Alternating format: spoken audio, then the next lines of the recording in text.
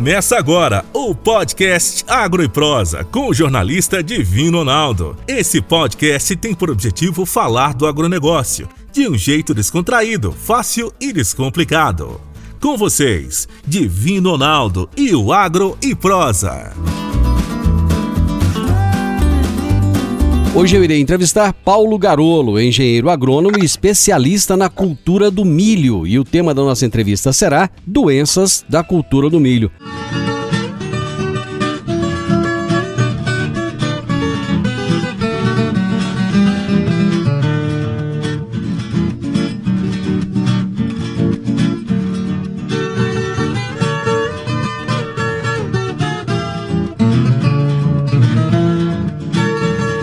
Paulo Garolo, prazer receber você novamente aqui no programa. Ô Divino, o prazer é meu de estar novamente no seu programa, né? E um abraço a todos os ouvintes da Morada. Cara, você semana passada me mandou uma foto ali que eu olhei e falei, caramba, você recebeu uma premiação, cara, internacional, me conta daquele negócio lá. Pois é, meu amigo. Reconhecimento a gente tem que falar, né, cara? Pois é, realmente, a gente vem... Bom, a minha dedicação ao trabalho, eu acho que isso não preciso nem falar, quem me conhece sabe. Uhum. Mas eu, de 2015, quando começou o surto de novo, né, da cigarrinha do milho no Brasil, que começou aqui no Centro-Oeste, né?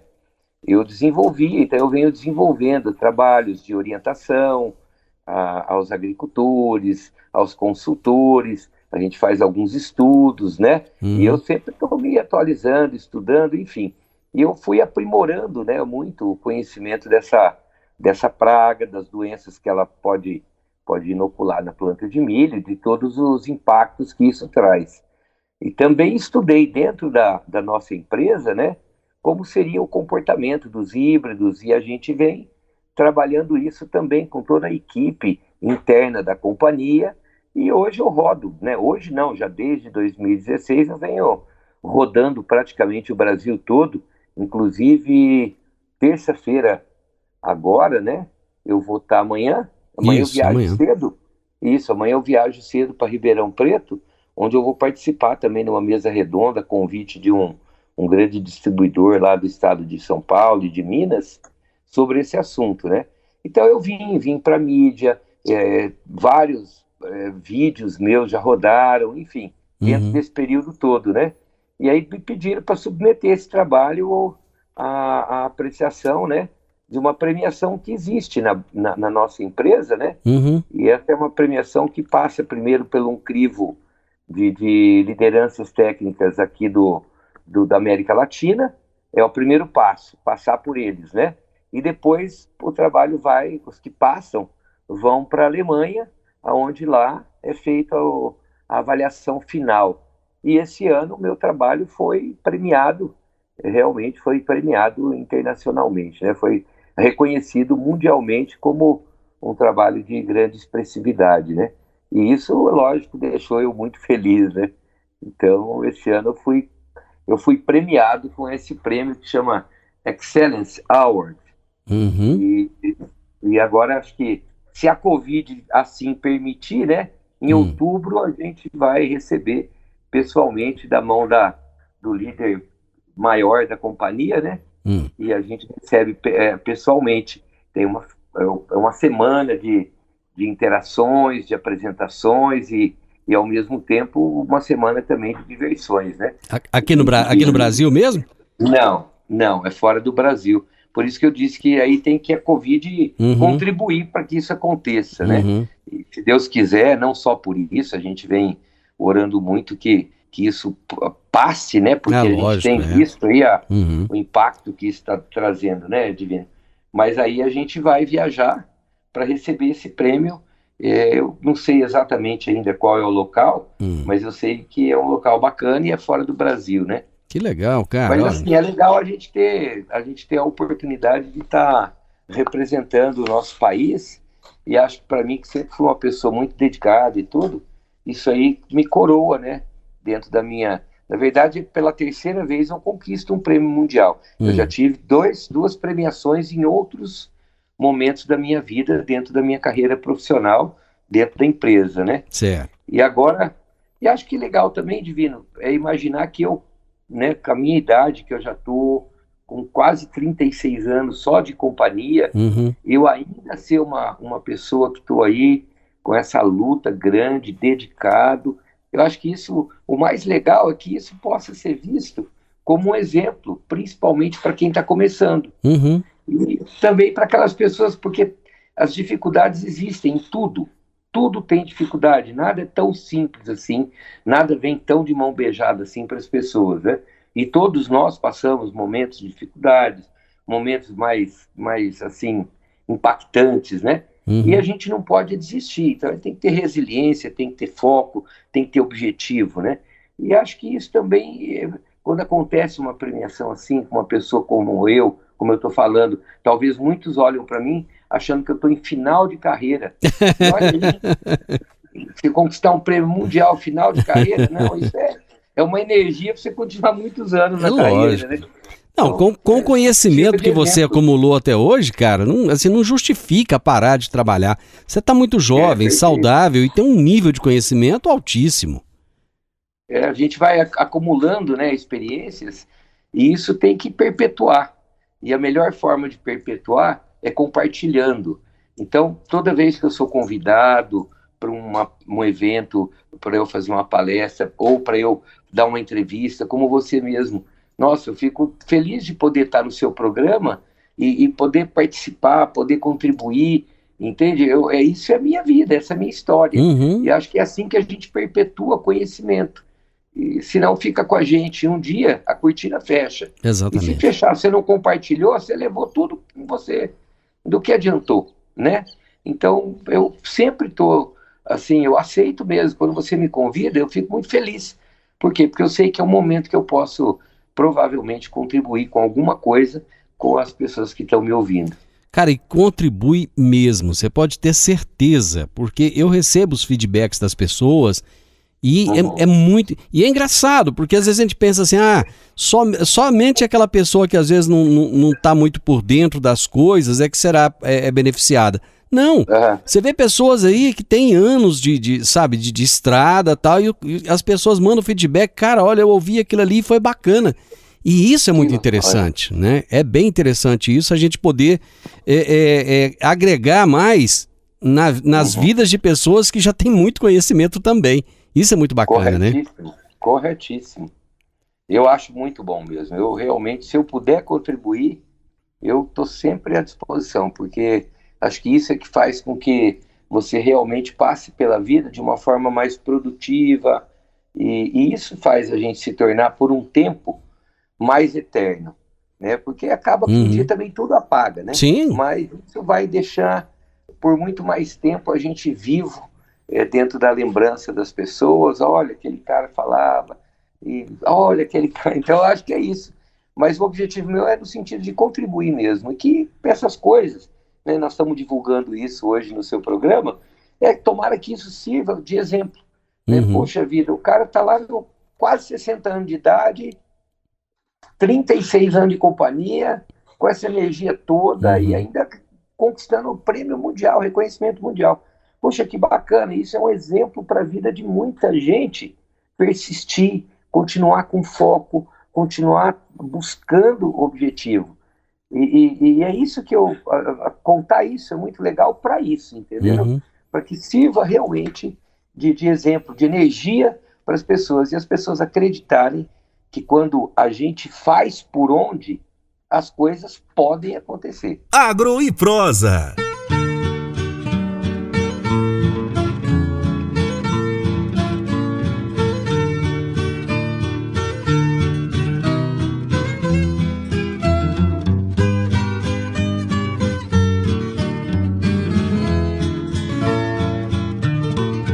O Garolo, esse atraso que aconteceu, de que forma ele vai impactar na produtividade do milho? Então, é assim, vamos pensar o seguinte, né? Se a gente teve um atraso, mas até foi uma coisa, como posso dizer, foi uma coisa embolando a outra, eu vou usar esse termo, uma coisa embolando a outra. houve um atraso na soja, no plantio da soja. Depois desse ano, houve também aquela situação do bloqueio do uso do paraquat, né? Foi proibido. Então, era um produto muito utilizado pelo agricultor para fazer a que a gente chama de dessecação, né? Pré-colheita da soja. Você equilibra o ciclo da cultura e você acaba colhendo uns dias um pouquinho mais cedo do que o ciclo normal, né?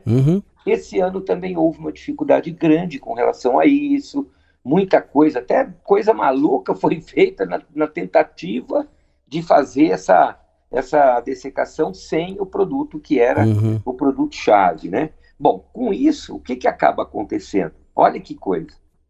Esse ano, tudo isso foi provocando um atraso, porque daí o ciclo da cultura teve que esperar. Em grande parte das áreas, o agricultor também teve que esperar cumprir o ciclo, porque não encontrou também outros produtos que tivessem a mesma velocidade de derrubar a folha. Então, tudo isso foi atrasando ainda mais o plantio da segunda safra, que a gente chama de safrinha do milho, né? Então, quer dizer, houve uma conjuntura, uma série de fatores. Aí, o que aconteceu? Olha que interessante. À medida que você teve que esperar o ciclo da soja ser cumprido, houve também o surgimento de uma outra praga que agora o pessoal está enxergando. Sempre teve, mas as pessoas dificilmente olham, que é a diabrótica principal é a diabrótica especiosa. Tem duas espécies principais, mas a diabrótica especiosa é a principal. Começou esse ano a aparecer com maior intensidade. Por quê? Porque esperou vencer o ciclo da soja, acabou que também deixou-se de usar alguns tratamentos que se fazem também junto com a dessecação, à base de inseticida, focado no percevejo barriga verde, que até já citamos ele no teu programa também. Sim. E o que aconteceu? A diabrótica sobrou, e a diabrótica gosta de ovipositar na raiz do milho. Quando agora, o que aconteceu? Começou a aparecer pessoas olhando, o milho tomba fácil, o milho caindo fácil, pequeno ainda, está tombando fácil, não está aderido no solo. Vai arrancar, olha a raiz, o que encontra? Larva de diabrótica. Então, toda vez que a gente altera alguma coisa no sistema, a gente também acarreta algumas coisas. Outro detalhe, no início até teve dificuldade de colheita de soja também. Por quê? Porque a gente teve um índice de precipitação pluviométrica muito constante. Isso. Se você puxar a memória, há um mês atrás, praticamente todos os dias chovia. Bom, essa chuva também, o que acontece? Além dela ter trazido algumas dificuldades para a cultura da soja, no caso de colheita, ela trouxe também um pouquinho de atraso no plantio de milho, porque você tem que esperar um pouco para poder plantar, senão você acaba criando uma estrutura, até espelhamento de solo esse ano teve. Por quê? Porque a terra está tão molhada que até espelhamento de solo tem, com as máquinas que a gente precisa utilizar para plantio direto. Então, também aconteceu isso. E uma outra coisa, palhada sempre é um meio de vida para fungos, para alguns organismos, principalmente fungos. Existem alguns fungos, que a gente chama de fungos necrotróficos, que são especializados em quê? Em se alimentar de matéria morta. Certo. E parte desses fungos são fitopatogênicos, ou seja, causam doenças em plantas. Exemplo disso, a gente começa a ter, por exemplo, o aparecimento esse ano do Coletóticum graminícola. Esse é um fungo que causa uma doença comumente chamada de antracnose no milho. E é muito confundida com um outro fungo também necrotrófico que chama-se Exeroilum. Eu vou falar o jeito certinho de falar. Exeroilum. Exeroilum túrsicum, que antigamente era chamado de Eumithosporium túrsicum, que é uma sinonímia, ou HT, a gente abrevia o HT, todo mundo que está no meio agrícola sabe o que é o HT, e ele também tem sintomas na planta muito semelhante ao Coletóticum antracnose. Normalmente, o túrcico, né, como a gente fala, o HT, aparece um pouco para frente. O Coletóticum aparece logo no início, principalmente em anos de alta precipitação pluviométrica, na época do plantio. Então, o que é que virou? Esse ano nós temos presença de antracnose, nós vamos ter a presença de túrcico acontecendo mais cedo. Por quê? Porque nós, com atraso, o que acontece? Do plantio, a gente também acaba pegando um período aonde a gente começa a ter um pouco mais de amplitude térmica. Sim. O que significa isso? Noites com temperaturas um pouco mais baixas, dias normais quentes, não tão quentes às vezes, mas dias quentes, porém, noites com temperatura um pouco mais frias. E isso propicia também o aparecimento do túrcico, que é uma doença também problemática na cultura do milho. Outra coisa, Divino, é o fato da questão de nebulosidade. Como a gente estava tendo chuvas praticamente todos os dias, chuva é igual a nuvem. Sim. Nuvem igual a chuva. Então, o que aconteceu? Nós também começamos a ter uma queda no período de radiação luminosa e ainda com a presença de nuvens. Isso estimula muito o túrcico a se tornar mais severo na planta, porque cria um microclima extremamente favorável para esse fungo. Então, é uma somatória de coisas. Quer ver outra que vai começar a aparecer também, não vai demorar muito? A própria cercóspora. No caso do Centro-Oeste, a predominância da espécie é a Cercospora zeina. Mas, normalmente, todo mundo trata como Cercospora zeamaedes, que é outra espécie. Mas as duas são muito semelhantes e os sintomas são muito semelhantes e o estrago de uma e de outra é relativamente igual. Então, não importa muito qual a espécie que está predominando, mas importa a Cercospora. A Cercospora também é um fungo necrotrófico, ele costuma permanecer muito tempo com hifas e esporos, estruturas de reprodução vivas na palhada, e quando entra o milho safrinha e tem condições de ambiente favoráveis, essas estruturas começam a liberar os esporos do fungo, e isso contamina a planta. E com a condição de umidade alta, favorece muito. Então, assim, é um ano, eu não vou ficar dando mais exemplos, mas eu dei 3 exemplos que são bastante evidentes, né, nesse momento, e eu diria para você o seguinte, que esse é um ano que realmente o agricultor precisa ficar esperto, atento, monitorar direitinho. Começou a surgir, principalmente se for túrcico e se for cercóspora. A antracnose, nesse primeiro momento, a maioria dos híbridos acabam tendo uma boa tolerância nessa infecção inicial, porque é engraçado que a antracnose dificilmente aparece em folha, mas esse ano está aparecendo, porque eu mesmo fui ver. Então eu vi que tem, mas ela pode não prevalecer. A antracnose ela é mais problema, Divino Ronaldo, mais para frente, quando ela infecta o colmo. Certo. Isso normalmente ocorre lá no período de florescimento, quando ocorre, ou então tem ano que nem ocorre muito por conta da condição de clima, tem que ter bastante umidade para ela se tornar severa, entendeu? E como lá na frente, às vezes, nem sempre tem tanta chuva assim, então, às vezes, a gente passa batido aí pela antracnose. Perfeito. Mas esse ano está tendo um pouco mais de presença. Então, o agricultor tem que ficar esperto, fazer um bom monitoramento dessas doenças agora, no estágio vegetativo, e ele pode se prevenir usando o quê? Usando os fungicidas corretos. Já aí pelo período de V6, V7, o estágio fenológico de 6 a 7 folhas expandidas, ele fazer logo a primeira aplicação de fungicida para já ir protegendo as plantas em relação a esses fungos, que esse ano provavelmente vão aparecer em maior intensidade, com maior severidade, principalmente pela condição pluviométrica nossa, que por enquanto, apesar dessa seca desses dias, né, mas por enquanto ainda ela está bem positiva e tomara que continue, porque a gente precisa da chuva esse ano mais tempo, porque tem área plantada, a semana passada tinha área sendo plantada ainda. Sim. Então esse ano vamos precisar de chuva. Agro e Prosa, falando do agronegócio de um jeito descontraído, fácil e descomplicado.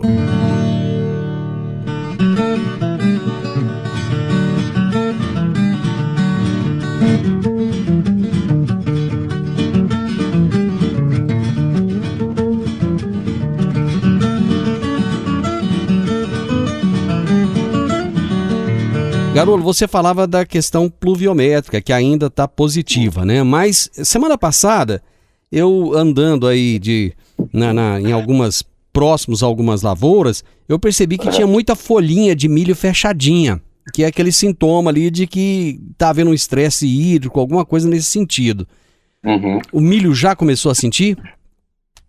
Então, esse é o outro impacto que a gente às vezes vê ocorrer pela própria condição ambiental. Olha que interessante. As implantações, na maioria das áreas, né, que já estavam implantadas há mais tempo e que apresentaram, inclusive, esse sintoma, isso mesmo, de enrolamento de folhas, o que aconteceu, na verdade? Essas áreas, elas foram plantadas num período ou num momento que a disponibilidade hídrica era bastante alta.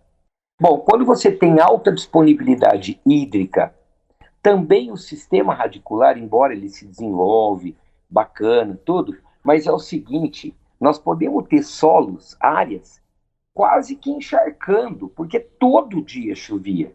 E quando isso acontece, isso também impacta no desenvolvimento em profundidade do sistema radicular. Ele não vai fazer raízes tão profundas, porque ele não consegue. Então, o que acabou acontecendo? Quando a gente parou a chuva, que nós vimos parar a chuva, e ficou praticamente 2 semanas sem chover, o que aconteceu? Cadê a profundidade de raiz? Faltou, então, esse enraizamento mais forte, né? Mais profundo. As áreas que foram plantadas um pouco depois, que o milho estava até um pouco mais novo, elas vão até sentir um pouco menos. Por quê? Porque realmente ela tem mais chance de aprofundar a raiz. Em suma, é você imaginar o seguinte, tudo aquilo que é em excesso ou em grande quantidade pode não ser positivo. Isso em qualquer coisa na vida. Até remédio. Até remédio em excesso se torna problema. Até dinheiro em excesso. Até dinheiro em excesso, exatamente. Vira a cabeça da pessoa, né? Então, Divino Ronaldo, olha o que acontece. A água é de fundamental importância. Eu sempre que falo de água, eu falo, água é sinônimo de vida. Sem água, sem vida. Então, água é vida. Agora, quando você tem uma quantidade bastante expressiva de água, aí você tem outros fatores que precisariam estar sendo observados, como, por exemplo, solos compactados. Solos compactados, uma quantidade de água constante vai fazer o quê? Vai promover o que a gente chama de capacidade de campo. Satura o solo de água. A planta pode morrer de sede por excesso de água num solo assim. Então, olha como é incrível. A agricultura é uma máquina cheia de engrenagens. Um dente quebra, ele influencia no resto das engrenagens todas. Isso mesmo. Você entendeu? Então, é bastante amplo o entendimento disso tudo. E o que aconteceu, assim, em resumo, é isso. Grande parte das áreas, o sistema radicular esse ano está mais raso, não está tão profundo ainda, e aí, quando pegou aquele período de seca, ele sentiu com 4 ou 5 dias, eu até participo de um grupo bacana de WhatsApp, que é o Sou do Campo, né? E até o Ivan Bruselli é o administrador mor, né? Foi ele que criou o grupo, ele esteve com você esses dias dando entrevista também. Isso mesmo. O Ivan Bruselli criou esse grupo. Então, lá dentro do grupo, a gente viu fotos diárias, Divino Ronaldo, que com 4, 5 dias já de estiagem começou a enrolar. Porque, muito provavelmente, esse sistema radicular, ele não conseguiu se fazer em profundidade. Então, uma seca de 4, 5, 6 dias já começou a impactar. E aí é bem raso mesmo. Para isso acontecer, é porque o sistema radicular está literalmente muito raso. O Garolo, o fato de ter soja em estádios diferentes, você tem soja pequenininha, soja nascendo, desculpa, estou falando de soja, é milho. Milho em estádios diferentes. Você tem um milho ali que está nascendo, tem outro que já está grandinho, tem outro que já está bem maior, e muitas vezes próximo um do outro, e tem ainda, às vezes, soja próximo. Isso interfere no caso das doenças, das pragas, ou não? Interfere nas duas coisas. Pragas, por exemplo, cigarrinha do milho, ela adora isso. Cigarrinha do milho, até falei no outro programa, ela gosta de coisa nova. Tanto de planta nova quanto de folha nova. Então, o que ela faz? Ela sai da planta velha e vai para a planta nova. E aí vai fazendo isso sucessivamente. Dificulta, inclusive, o manejo. Às vezes, você operou uma aplicação de inseticida, parte daquela população já voou para o outro milho a hora que você estava aplicando. E aí foi se abrigar no outro. Aí você levou mais uma semana para ir no outro, pronto, já infectou a outra lavoura, a sua outra área. Então, cigarrinha do milho é um exemplo. É uma praga que usa isso, ó. Planta mais velha, ela vai para mais nova, daquela linha já vai para outra mais nova e ela vai migrando. Diabrótica, que eu comentei, diabrótica está lá na soja, que ainda estava lá. Ela foi o quê? Foi encontrando, terminando o ciclo da soja, e encontrando a base da sobrevivência da espécie, que era o quê? Raiz de milho. Foi lá, ovipositou, cumpriu o papel dela. As larvas vêm, furam a raiz do milho, não deixa a raiz aprofundar. Raiz de milho é a boca do milho. Lembrar que planta nenhuma come adubo, planta bebe adubo. Então, adubo mais água é o sistema de alimentação. E qual é a principal fonte disso acontecer? Raiz. E quando eu começo a ter problema de sistema radicular, eu começo também a ter problema de absorção de nutrientes e água. Diabrótica faz isso. Saiu da soja, veio ovipositar no milho. E estamos tendo esse ano surpresas aí, que não era para ser surpresa, porque o controle de diabrótica quase nem existe. Então era esperado que um momento isso ia explodir. Esse ano começou a explodir. Então, interfere. Doença, a gente costuma dizer que a folha do bacheiro do milho, para a produtividade em si, ela não tem tanta importância assim, mas ela passa a ter como berçário. A folha bacheira é o berçário das doenças. Normalmente as doenças começam a desenvolver dentro da planta e quando ela chega, ela cumpriu o período latente e vai começar o processo de reprodução, quais são as primeiras folhas sintomáticas e que tem os esporos? As folhas do bacheiro. E ela é que se torna, então, um doador de esporos para as folhas de cima. E da mesma forma para a plantação do lado. Então é óbvio que se você perder a rédea disso tudo, uma área mais velha pode contaminar uma área mais nova. E sucessivamente. Então impacta sim em tudo, porque a natureza ela é um processo perfeito. A natureza é um processo perfeito. Ela usa seus próprios recursos na perpetuação das espécies todas. Então, os ciclos não param, né? Não para. O vento é um disseminador. Isso. Divino Ronaldo, o vento é um disseminador de esporos de fungos. Por quê? Porque os fungos também precisam sobreviver e persistir nos sistemas, nos agrosistemas.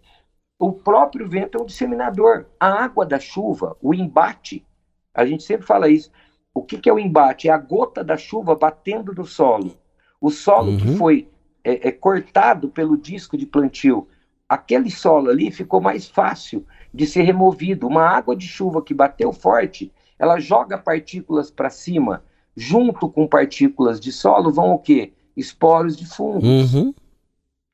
Sabe, a perfeição da natureza é algo incrível, né? Só a mão de Deus, quem não acredita em Deus, me perdoa, porque a mão de Deus está presente em tudo.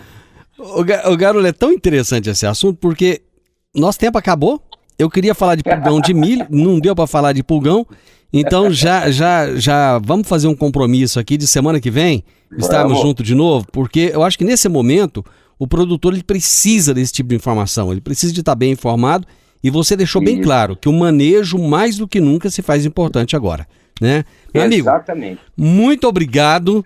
Nosso tempo foi, mas na semana que vem nós estamos juntos novamente. Um abraço. Se Deus quiser, um abraço a todos. Você ouviu o podcast Agro e Prosa. Se gostou, compartilhe, recomende e nos siga nas diferentes plataformas de podcast.